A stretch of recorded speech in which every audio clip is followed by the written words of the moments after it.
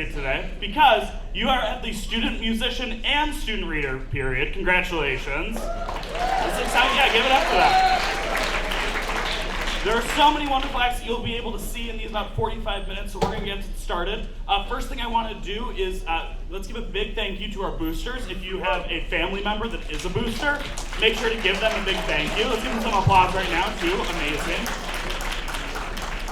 And get this. Do you see these cool posters right here? They're pretty cool, right? They're cool posters. Well, we have a whole bunch of them. They're for sale. They're just $10 for the price of like 2 lunch meals. You can buy a poster, so do that math how you will, like 2 cups of Starbucks coffee.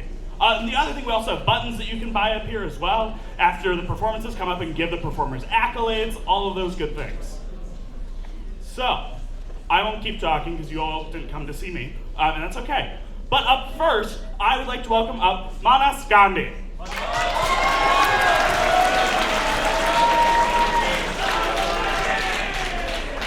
guys, just wanted to quickly shout out Miss O'Donnell's 8th period class. And Emily Sue from there, specifically. Alright, so hey guys, my name's Manas Gandhi, as you could guess. Yeah, my last name is Gandhi. You know that really famous dude who kind of just freed an entire subcontinent? Yeah, I'm not related to him. When people hear my last name, the first thing they always ask is, are you related? And if they don't ask, I know they're thinking it. That's like basically telling me just because your last name is Smith, you're related to Will Smith, Sam Smith, and the 3 million other Smiths out there. The amount of times I've had to just like awkwardly laugh it off is pretty astounding. But after my naive and innocent childhood, I thought, I'm gonna be asked this question for the rest of my life. So let's make it interesting. It started off with a simple, no, but that would be cool. But as I became an annoying teenager, I got snazzier with my answers. I started trying out, who's Gandhi? Now, some would get the joke, but it usually just results in an awkward stare or the occasional, you don't know Gandhi? Yeah, I know Gandhi. My last name is Gandhi. But after a while, I pretty much just grew to accept, I am Gandhi. I started saying, yeah, I'm actually his reincarnation. Yeah, I did save India all those years ago. This is the right answer to the question. So, now, all of this is pretty bad, but what's even worse is that my last name is being Gandhi. What's even worse than my last name being Gandhi is that my initials are literally M. Gandhi. Anytime I sign something, there's no way of avoiding the question because people just think, oh, his name is Mahatma Gandhi. So now, all this stuff is really annoying, but the worst part is my parents.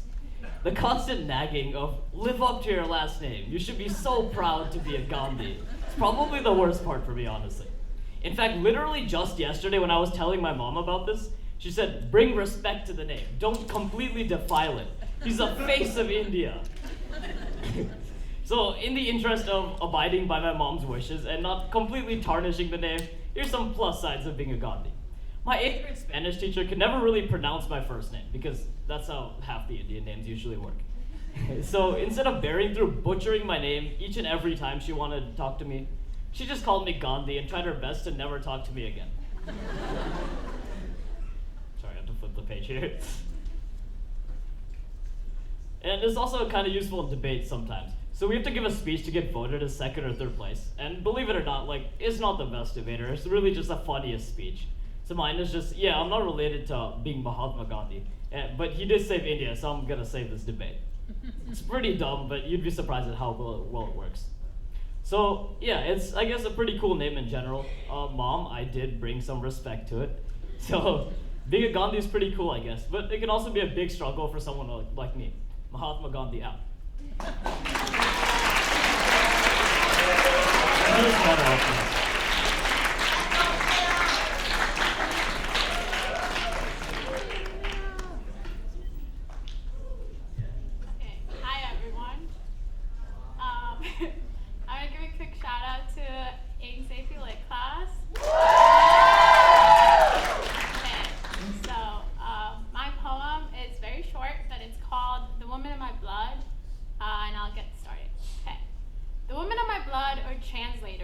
They see love that gets lost within members of the family.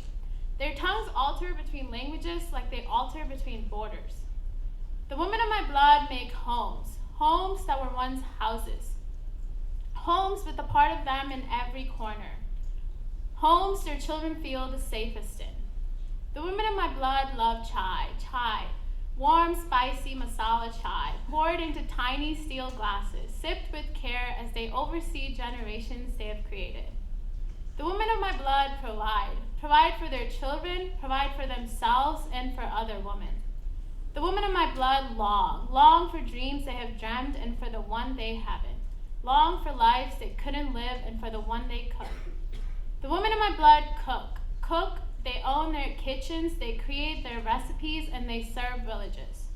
The women of my blood made me, my dreams, my frustrations, my voice, my desires, they define my purpose and every bit of me. The women of my blood love, a selfless kind of love, a love with immense purity and a love that cannot be matched. Thank you.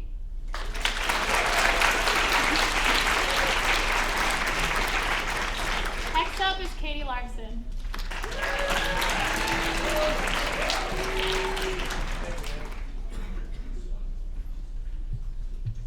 So, shout out to Mrs. Ank's 8th period AP Lit class.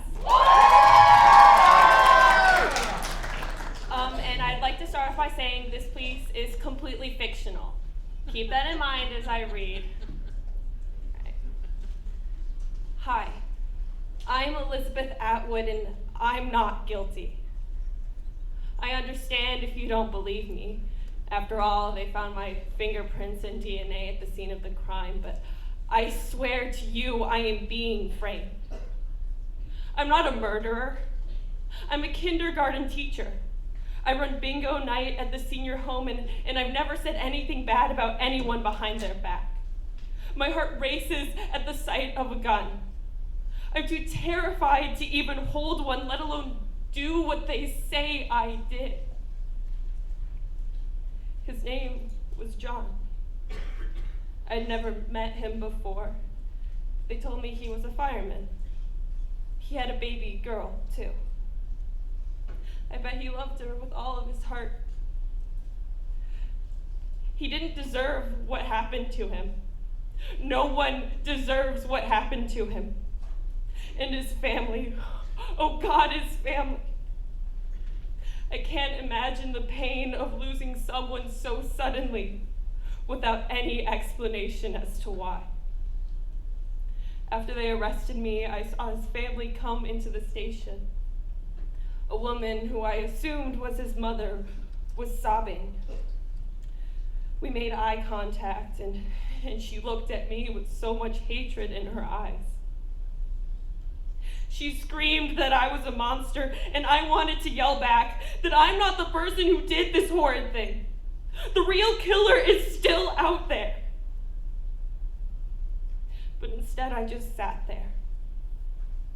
I felt my heart sink into my chest, knowing that that terrible woman could still be out there harming others. They told me that John knew the woman who hurt him. He called her name out, Elizabeth, right before she shot him. Doesn't really help my case, does it? The murderer has the same name as me. Same face, too, apparently, as the witnesses identified me as the shooter. I guess that's what you get for having a basic face and name. I have brown hair, brown eyes, the 8th most popular name from the 90s, and suddenly I'm a murderer. Of course, I don't have an alibi either. That night, I blacked out again. It happens a lot. I've been to a few doctors about it, but none of them seem to know what's wrong with me, and I stopped trying to figure it out. After all, on an elementary school teacher's budget, I can't afford countless doctor's visits to figure out why I wake up without remembering the previous night's events. And now, I wake up and the police tell me that I murdered someone. I'm telling you, I didn't do this. I have no reason to hurt anyone. I don't know who would want to frame me, but someone did. Please don't let them keep me here for the rest of my life. Wow. Oh, hello there. Did you enjoy that little conversation you just had with my friend? Isn't she just the sweetest? She's a complete idiot, of course. You think by now she would have figured out that I exist. Come on, repetitive blackouts, not knowing how you ended up somewhere, and of course, someone walking around with your face and name, killing people. She probably feels bad for him and his family. Well, she shouldn't. None of you should either. He got what he deserved. John got what he deserved. He hurt me, so I hurt him. He looked up at me and he saw the gun in my hand, and this time, the fear was in his eyes. He had the audacity to say my name, and I just couldn't take it anymore. I shot him, and I watched the life drain from his eyes. You probably think that I'm soulless, and you'd be right. He took any sanity I had left when he covered my body in cuts and bruises. I know that in hurting him, I'm putting us in jail for the rest of our life. But I don't care. I got my revenge. We're Elizabeth Atwood, and we're guilty.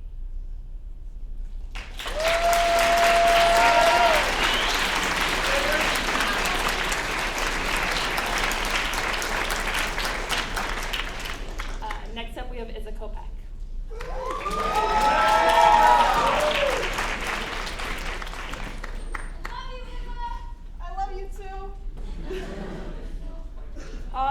Hi. Shout out to Miss Marcia's 8th period class. I don't know where you are. You were there yesterday. Shout out to Tech Crew also. I love all of you. I wrote a poem, and it's called Hes Like The Rain.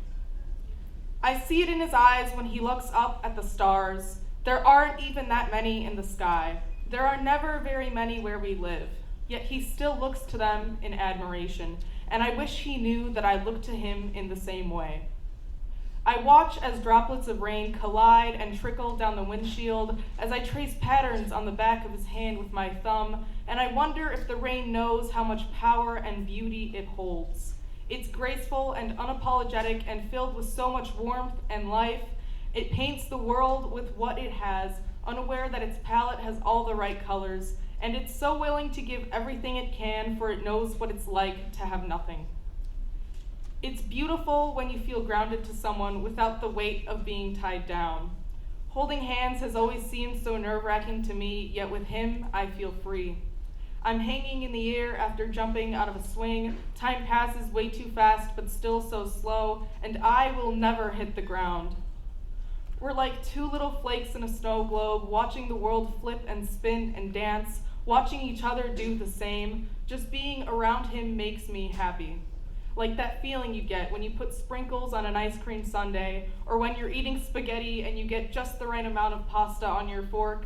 And when the world is yours for that one small moment, if you wanted to, you could stop time and run away to the clouds, clutching fistfuls of star stuff, promising to never let go.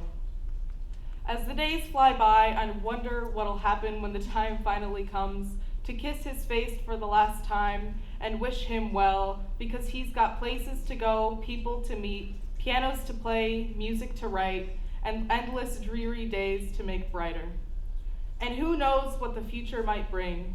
Every step I take is shaky and uncertain. It seems like I'm constantly getting ahead of myself and tripping myself up. But this feels right. Being with him feels right. And for the first time in far too long, I'm not afraid of change. I'm not afraid to forget about the future and let what's meant to happen, happen. I used to hate the idea of fate. Life was something I wanted to control. I broke life apart and scoured it for meaning, for beauty, for happiness. But now I feel that I'm different.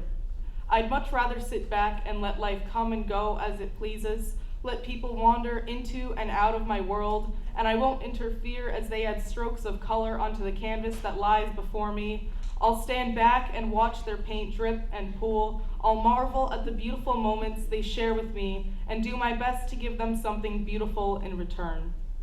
I hope that whenever he drives down a dark suburban road and sees a lonely street light, he'll stop to watch the glowing orange-pink light illuminate swirls of dust and snow. And when a plane flies through the sullen clouds above, he'll look up and admire its little flickering red and green lights. And when he listens to Paul Anka or Louis Armstrong or Chet Baker, he'll close his eyes, if only for a moment, and remember that out there, somewhere in the middle of nowhere, there's someone who cares. And I hope he thinks of me.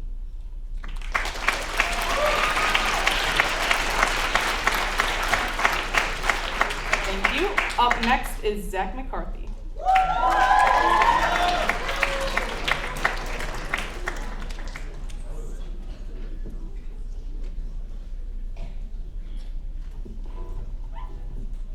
Hey folks. Hi Zach. Love you, Zach. Thank you. What? Fight Girl Battle World. What? What are you saying?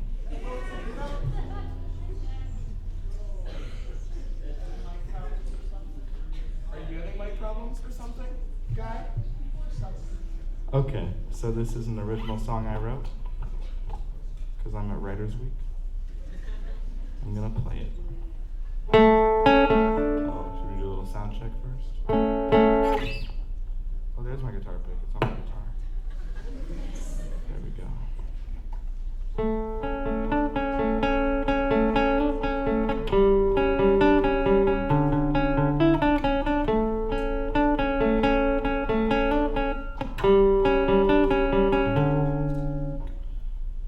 Pick you up from school. Take you to McDonald's. We'll cuddle in the ball pit and talk about your finals. Cosmic Owl from Adventure Time visits me in my dreams. He has himself a hoo-hoo, but he won't say what it means.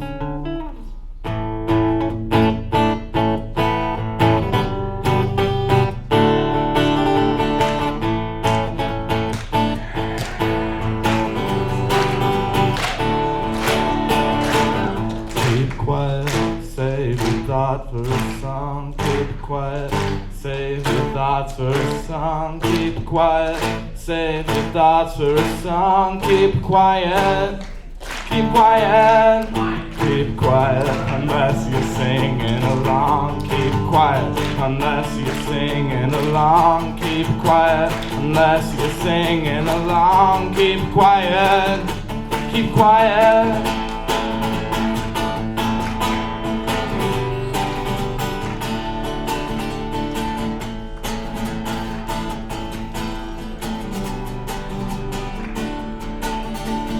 Played a local open mic. They really liked my new guitar. It's this one. And Jade took herself to Texas. Things sort of fell apart. I've been feeling kinda tired, kinda worn out and kinda weary. I stopped feeling so inspired. I stopped committing myself completely.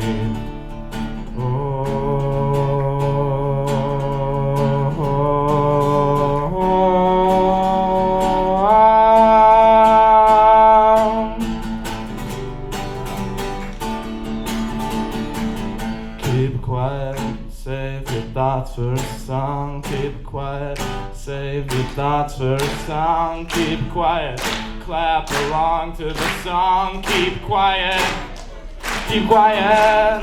Keep quiet, unless you're singing along. Keep quiet, unless you're singing along. Keep quiet, unless you're singing along. Keep quiet, keep quiet. There's a way that I feel, and I feel that way a lot. There's a way that I feel, but I don't give it too much thought. I can tell I'm saying the wrong things by how long it's taken you to die. Things probably would have been better if I had just kept quiet. How's everyone doing tonight? I love you more. You know, it's not even the nighttime yet. I said tonight, it's like 2:30. Can someone tell me what time it is? How much longer do you think this song should go on for? 10 minutes? Y'all crazy, you know that?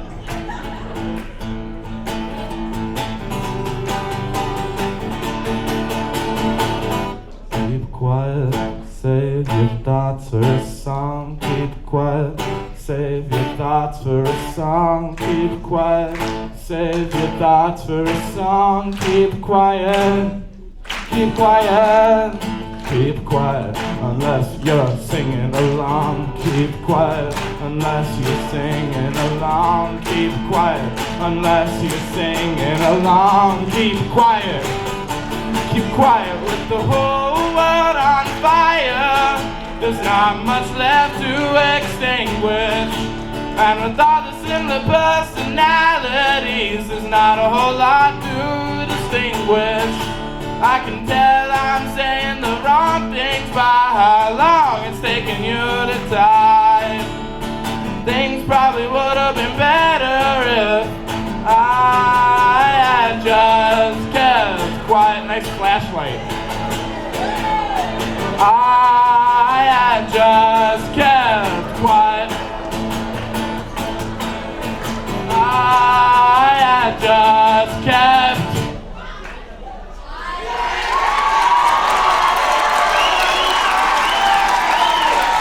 Thank you. Settle down. Settle down, please. You don't have all day. It's 2:23. All right. Kramer? No? Maya. It's Maya. Enjoy Maya.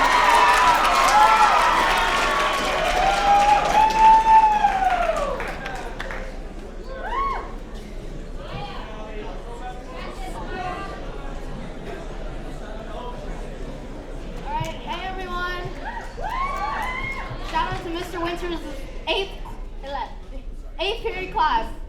Hey guys. And also my mom. Hi mom. So, this song is called Until Then, and I wrote it about a month ago. So, you probably don't remember me from all these years ago, but I still hear your voice from down the hall. Summer in the flowers where we stood, I still can see it all. But now you're gone, gone with the summer breeze, dancing in the summer sun, forever in eternity with scattered memories at your feet. I'll see you again, not for a while, but please wait for me until then. Say to the work I left undone, I wish I could have done a little more. The notes on the paper, the tune inside my head is all I can give until then. But now you're gone, gone with the summer breeze, dancing in the summer sun, forever in eternity with scattered memories at your feet. I'll see you again, not for a while, but please, just please, wait for me until then. Words left unspoken, heart left unbroken, chains left behind. I hope that you find the freedom of paradise, far from the hurt you left here. Whoa, and now you're free, free as the summer breeze, dancing in the summer sun, forever in eternity with scattered memories at your feet. I'll see you again, not for a while, but I know you're there, I know you're there until then.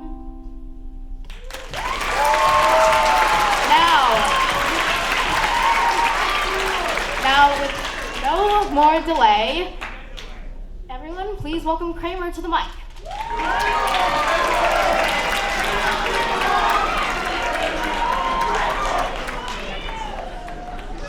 No cheer for me, I guess.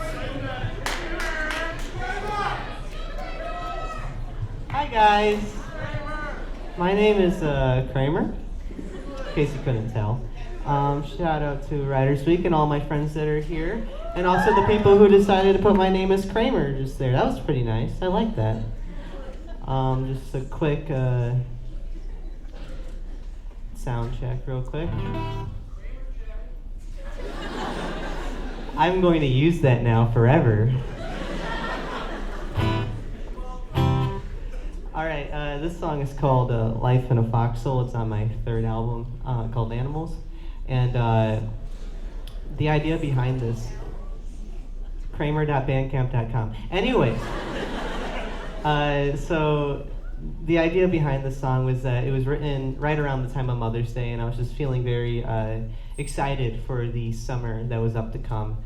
But that summer did not go the way I expected because, as a wise man once said, you cannot have it all. And that's why I called it Life in a Foxhole.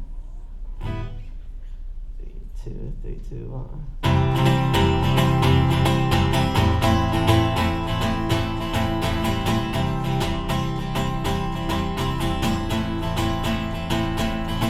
I watch the leaves falling,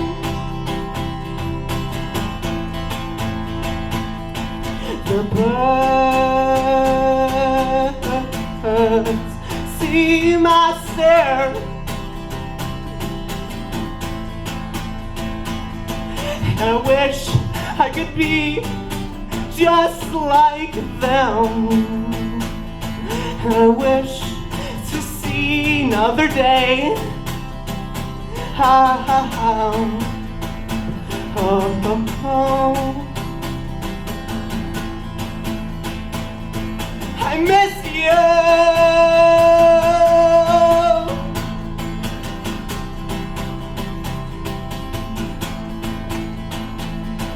I love to come and see you. There, we'll watch movies and we'll laugh at our strange suggestions. We'll sleep on the floor in separate rooms. I know it's the same for you too.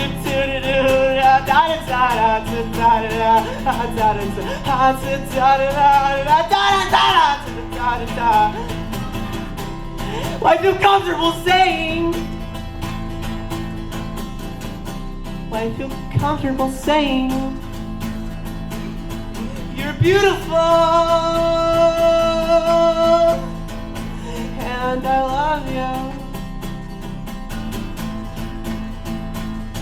You're beautiful,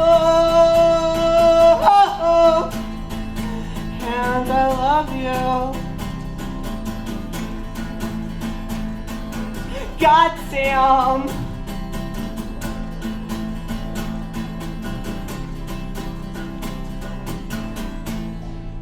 Oh, you goddamn animals.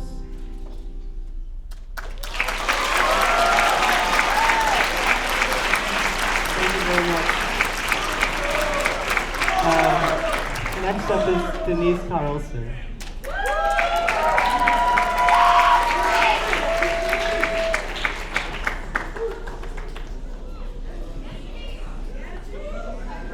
Oh, check. Ethan Polson is a god. What? Just shout out to all my friends who were able to be here in this period. There's like so many of you guys. So hi. And especially to anyone who's here from Men's Chorale, because I got to have a test audience this morning. So thank you. Love you. Just a little background on this piece, I guess. So over the summer, I was dealing with a lot with friendships, and if any of you have ever had a best friend breakup, which in my opinion is one of the worst kinds of breakups you can have, and it was just a really tough time, and this is kind of before everything happened, when everything was confusing, and I was just kind of watching everything deteriorate without really understanding what was going on. or anything that I was able to do about it. So this is called Telepathy.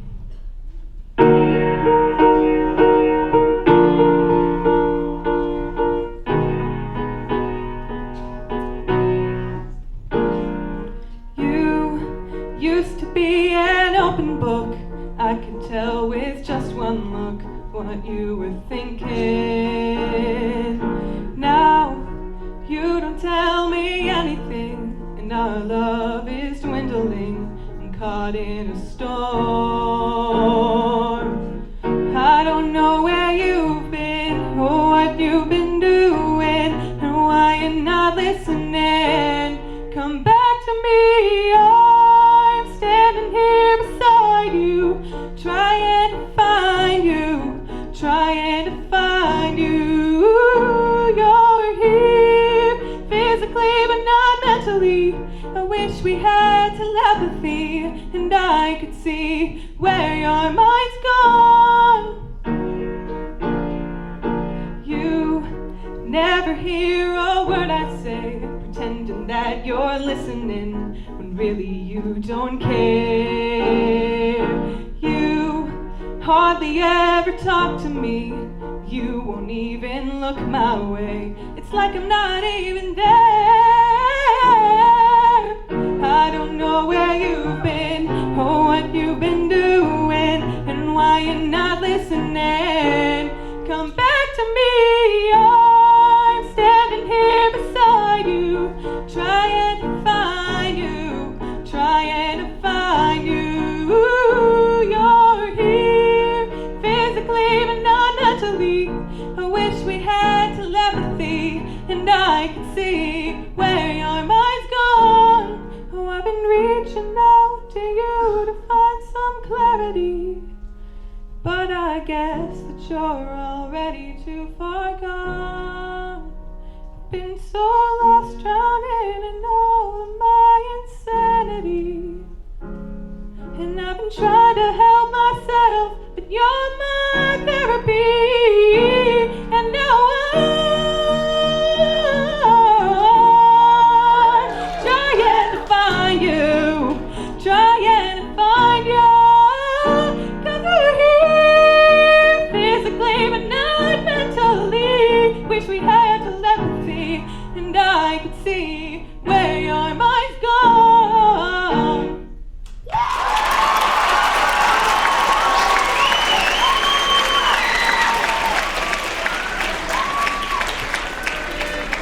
Oh my goodness. Let's have a huge round of applause for Katie, Maya, Denise, Maya, Isma, Kramer, and Zach. Woo!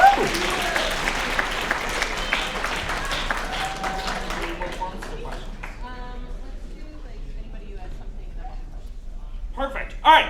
Guys, I have a confession to make. This is my first Writers Week. Make some noise if this is your first Writers Week, too. Some pressure. All right, there we go. Awesome. I don't want it to end. Do you guys want it to end? I don't think so. No. Make some noise if you want some more performances. Yeah. Who would like to?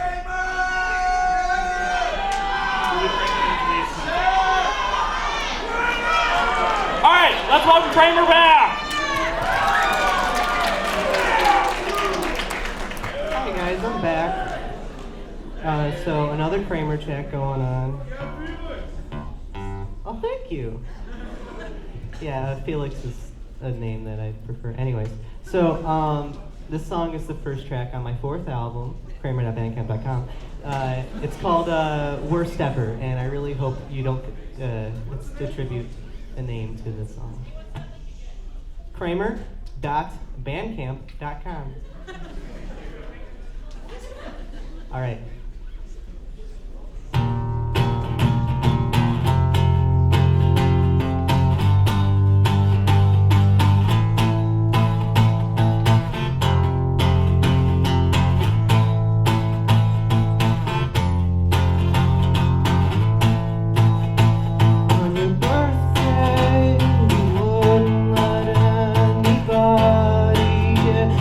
Anything, so I think I'm gonna have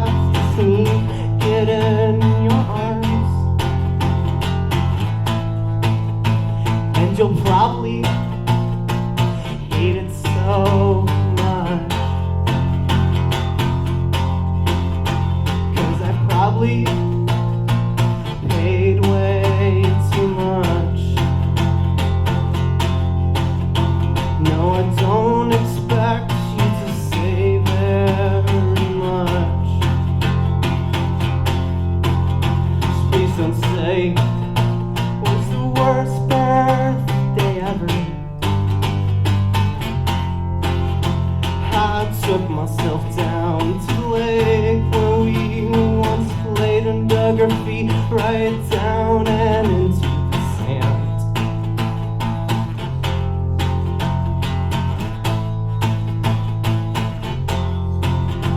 And I sunk right down to the bottom. Those rocks you gave me, I couldn't help but hold onto them. And although I know I probably won't be seeing you again, I wouldn't say was the worst party ever.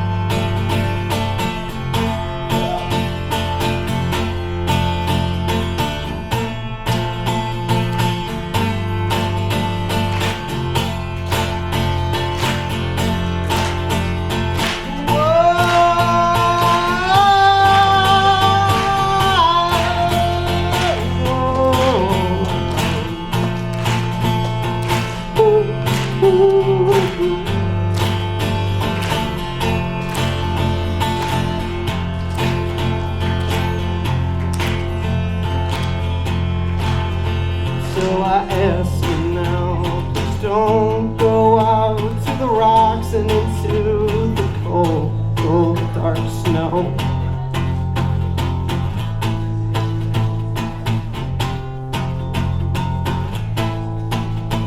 And if you die, please take me with you. Together we'll die, just like Shoo-shoo. And we die, I'll bleed red, you'll bleed blue. And I wouldn't say was the worst people ever. And although we try to live our best lives ever, we're doomed to die our worst deaths ever.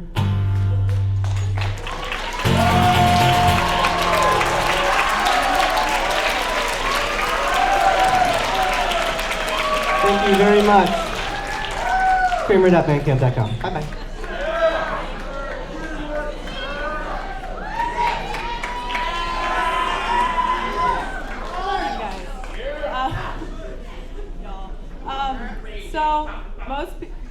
Thank you.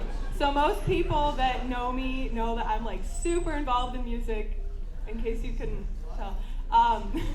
But I have had the privilege and opportunity to have lots of different leadership roles in the music department. And with those great opportunities does come some pressures and struggles, and that's what this poem is kind of about. It's called The Music Hallway. This hallway has become toxic. It is no longer my sanctuary, it is my condemner. My constant reminder that I am not good enough. I am not the person everyone wants me to be. My identity is defined for me. How I use my time is dependent on who needs it most, but I am never allowed to be one of those people. Every single mistake I make is worn like a scarlet letter, proclaiming to the world, I messed up. And its severity is magnified by the weight of the expectations these people have set for me. More often than not, my mistakes are simply normal human behavior they will not let me engage in because I am not supposed to be human. I am not allowed to make a joke to my friend in class, like any other student, without an extra dose of disappointment in the snarl of the instructor, who seems to expect me to live for them. abandon my own pursuit of joy, and surrender myself to someone else's agenda.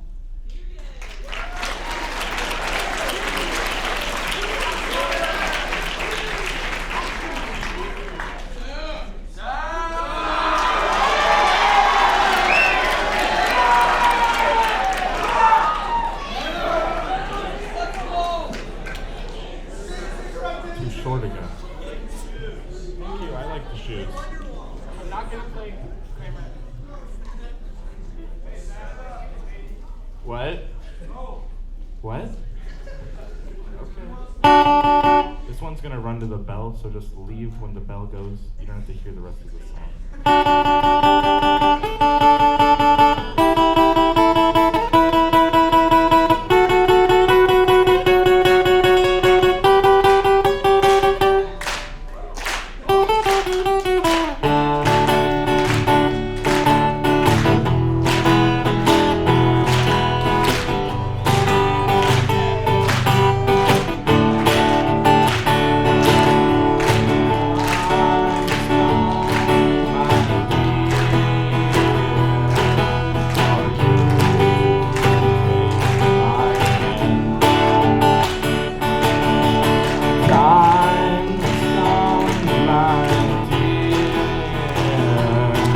So let's not diverge from the plan. You are like a deer caught up in the headlights of love. Guess that makes me a hunter, 'cause I got sights on you from up above. No flash photography. I ain't wasting no more time chasing dreams that just ain't mine.